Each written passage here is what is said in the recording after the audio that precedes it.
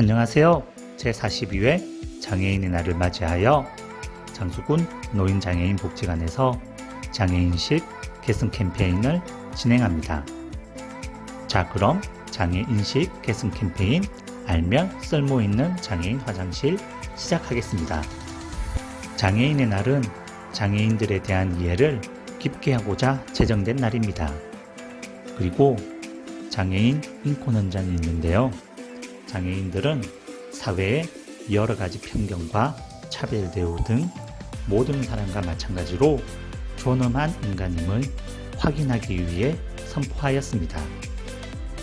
이는 모두 장애인분들을 배려하고 공감하고 그분들의 입장에서 다시 한번 생각해 보자는 뜻이겠죠. 장애인식 개선, 장애인 화장실 실태입니다. 매년 해마다 되풀이되는 방송기사 중 하나입니다. 많은 돈을 들이고도 제대로 설치가 되지 못하고 제대로 관리가 되지 않아서 많은 문제가 되고 있죠. 많이 개선되었지만 아직은 좀 더 개선이 필요한 것 같네요. 그리고 지체장애인 분들에게 장애인 화장실 이용 시 어떤 것이 불편한지 한번 물어보도록 할게요.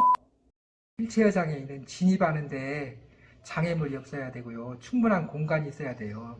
그런 규격을 가진 편의시설이 그렇게 많지 않거든요. 그래서 어디에 있는지 정확하게 알아야 되고, 그러니까 요새는 스마트 기능이 있어서 그걸 파악하기가 쉽기는 하지만 아직 그 수가 많지가 않아요.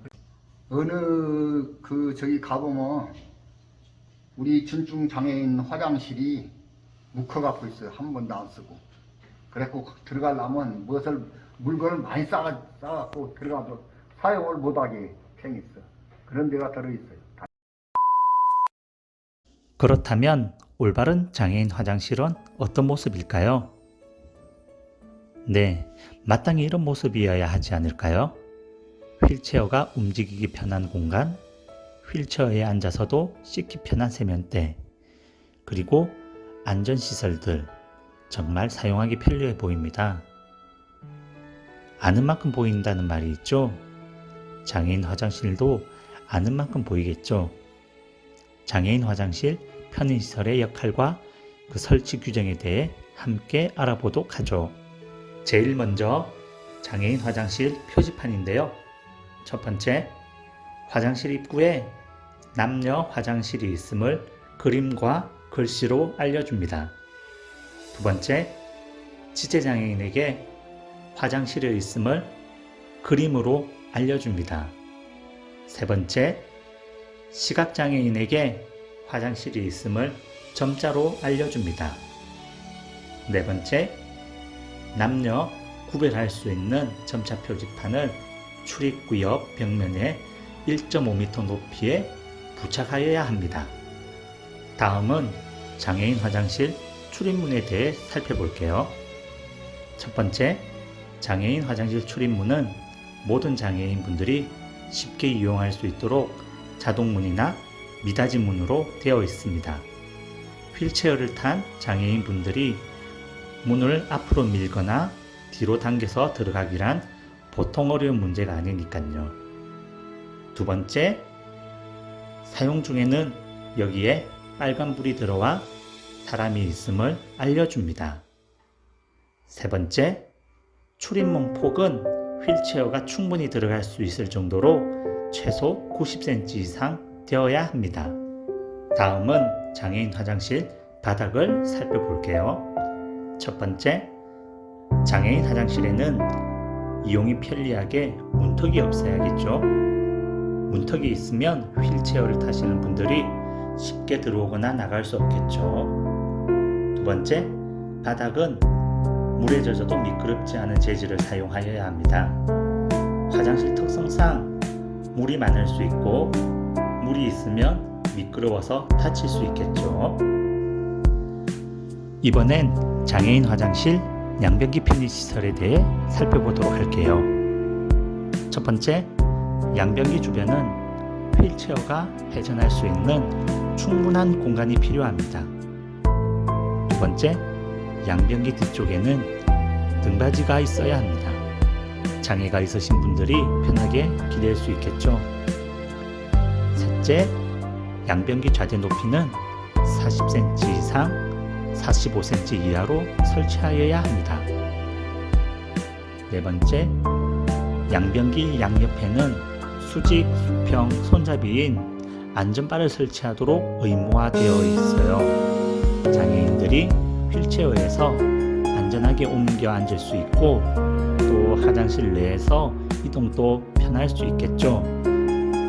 다섯 번째, 이 손잡이는 양변기에서 너무 멀리 떨어져 있거나 가까이 붙어 있어도 사용하기 불편할 수 있고 위험할 수 있겠죠. 그래서 설치 규정이 있는데 수평 손잡이는 양변기 중심에서 약 40cm 이내, 높이는 바닥에서 60cm 이상 70cm 이하로 설치해야 되고요. 수직 손잡이는 바닥에서 90cm 이상 높이까지 되어 있어야 합니다. 여섯 번째, 비상벨인데요. 장애인 화장실 내 비상 상황이 발생하거나 도움이 필요한 경우 비상벨을 눌러 외부에 도움을 요청할 수도 있습니다. 바닥면으로부터 약 20cm 내외 높이로 설치하면 됩니다. 일곱 번째, 자동 물내림 센서인데요. 양변기에 앉았다 일어나면 자동으로 물이 내려갑니다.